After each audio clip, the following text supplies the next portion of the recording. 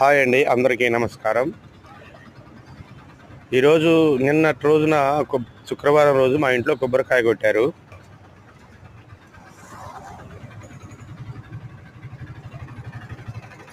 కొబ్బరికాయని ఊరినే పడేయటం ఎందుకు, పలారం ముక్కలు చేస్తే తినేవాళ్ళు లేరని చెప్పేసి నాకు ఆలోచన వచ్చింది. ఈ కొబ్బరిని చిన్న చిన్న ముక్కలుగా కట్ చేసి మిక్సీలో బట్టి కొబ్బరి పాలు తయారు చేసి తాగితే బాగుంటుందని చెప్పేసి తయారు చేశానండి. కొబ్బరి పాలు మాత్రం సూపర్.